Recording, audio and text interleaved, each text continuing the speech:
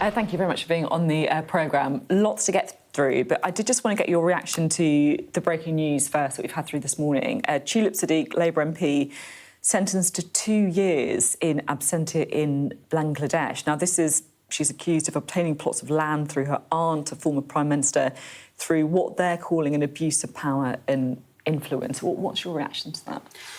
Tulip has made it very clear that she denies any wrongdoing whatsoever.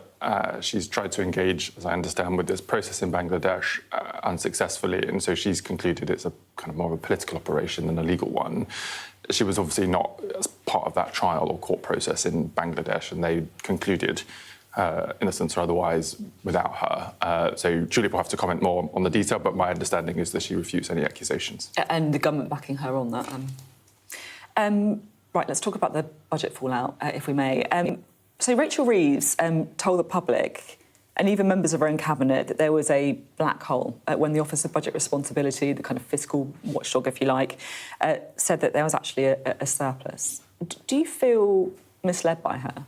No, not in the slightest, because OBR does about 5 cycles in the run-up to a budget. The number moves around. You don't actually know the final number until the very end of the process. And all that process does is talks about how much money they think you might have coming in that you've not already allocated. That's before you get to headroom. That's the amount of money you put aside for a rainy day. The Chancellor was very clear we needed more than we've had in the past, so she took it from 10 billion to over 20 billion pounds. That means that if there's a shock in the future, we have more cash put aside to be able to respond to it. And then there were things that the government decided it wanted to do, like paying for some of the levies on energy bills so that you could reduce energy bills and move it into taxation. So when you add all of these numbers up in what's called the scorecard, it's basically a big spreadsheet. The Chancellor was right all the way through that we needed to raise more money than was available through coming in through the OBR forecast. But, she said there was a big black hole. The Institute for Fiscal Studies saying, even after accounting for the policy U-turn since the spring, it would have been a very small deficit. It certainly could have been worse for the Chancellor. The Times reporting she misled Cabinet on November the 4th.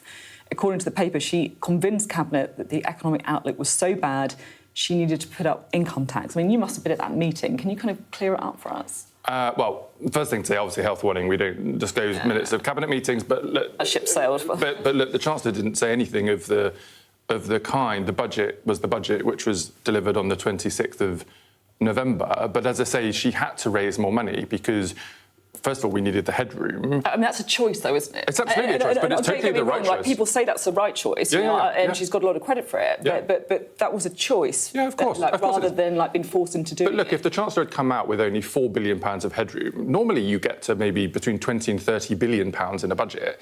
Everyone would have been going totally mad. I mean, and all of the opposition parties need to answer that question as well. Do they really think that £4 billion of unallocated money over the course of a 5-year period is sufficiently robust for the UK economy? Of course the answer is no. The thing that gets me right is, most governments spend their time telling us how great everything is when they're in charge. I mean, you guys seem to have taken the pretty unique position of just consistently telling us how terrible it all is. Well, look, talking down the economy. Well, no, we're being honest about the challenges the country faces. For too many years under the Conservatives, they told you they could afford to cut national insurance. They promised things like the infected blood scandal, but didn't put any money aside for it. They basically just tried to bide time until someone found out, but actually they lost the election and ran away. We're just presenting the facts as we have them and taking the decisions we need to do to deal with them. Keir Starmer's making a speech today. What's his message?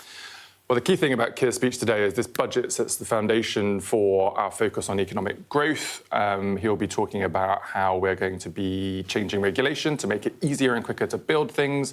You might have seen a report last week from the budget about how we've gold-plated a lot of regulation on energy infrastructure, in particular nuclear. And he's going to be tasking the Business Secretary to be able to speed those types of decisions up. What's he saying on growth, then? Well, the key thing is that it takes too long to build things, and so we need to make it quicker. We've already put significant investment, public investment, behind capital infrastructure. We've made it easier for private sector businesses to invest in it, but still it takes too long. And even though we're just finishing off our planning bill, there's a lot more to do, and that's what the Prime Minister will be talking about today. Because it feels, the growth forecast is something that I think, we can have a look at the Office of Budget Responsibility charts, because it is pretty gloomy still. I mean, and also the whole thing, the point here is the kind of downgrade. So the kind of yellow lines are where the OBR had expected growth to be. The blue lines are the kind of revised ones. I accept that it's gone up in 2024, but since then, it doesn't look like your government's having a very good impact on growth, does it? Well, look, these are forecasts, these are guesses about the future. In a very challenging world, this rate of growth is actually pretty standard amongst the G7, the 7 wealthiest nations in the world, and we're still performing as one of the best. I think we're the second best in the 7 wealthiest nations in the world. So, but there has been a downgrade, hasn't there, in all the years other than 2024? There's been a little downgrade in the forecast, but if you look at 2025, as the Chancellor said, we beat the forecast, and she was very clear that the ambition of this government is to beat the forecast in 2026, 2027 and 2028. OK, find out how that happens. Well. I'll come back each year, we can have a look at the graph. Keir Starmer is also talking a lot about welfare, right? So he's saying we must also reform the welfare state itself.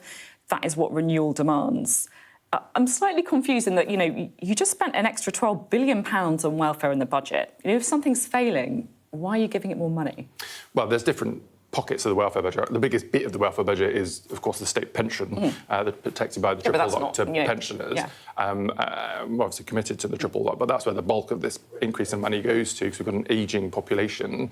And we've already made changes at the budget to welfare as well. You can't get luxury cars anymore on Motability, just standard cars like everyone else. The extra £12 billion is not just on the state pension, though, is it? That's also some of the other money that you're putting into welfare as well. For sure. So with the choices we've made, for example, on child poverty, where we've taken a proactive choice to take historic levels of investment to eradicating child poverty in our country. These are things that we want to do, and so we have to set out how we're going to pay for them. But the Prime Minister's right, there are other areas of welfare, especially for younger people coming out of school, often with mental health challenges, who are getting stuck on benefits and not being helped back into work or training, where we have to do more. Are there some people who are claiming benefits who shouldn't be? I'm sure there always is. I mean, there's always a bit of fraud and error in the system, as we call it. We have to take a lot of work to make sure that people genuinely need the benefits they're claiming, but not just in a fraud, very tiny but people percentage. who, have anxiety, for example. You're talking there about young people with mental health issues. Are there people who shouldn't be claiming welfare but are? Well, they're entitled to claim welfare right now, but the key point is they need to get the help they need to get better and to get back into training or to work, because they presumably do not want to spend their lives on benefits when they can earn more in the private sector. I guess the thing that I kind of can't quite escape is I'm struggling to understand, the kind of what the government stands for, if I'm being completely honest. So, you decide to give £12 billion to welfare, then Keir Starmer gives a speech saying welfare spending, is too high. You say how great it is that you're scrapping the 2-child benefit cap, but then last year you suspended the whip from MPs who voted to scrap it. You want to raise income tax and then you don't want to raise income tax. I mean, what's going on? It doesn't really feel like conviction politics, does it? Look, all of this is about making sure you're taking adult decisions about the economy. Take the 2-child cap. It wasn't a manifesto commitment because at that time we didn't think we were able to afford to pay for it. In this budget, the Chancellor set out how we were going to afford to take that action, and so we've taken that action. That's perfectly fine. And then on the other issues that you mentioned, it is right, there are areas of welfare spending, including in the overall bucket of welfare spending, where we need to modernise the system. But that doesn't mean that we're not going to be there when people genuinely need our help. And that's why we're going to continue to invest in those areas of spending in the appropriate way.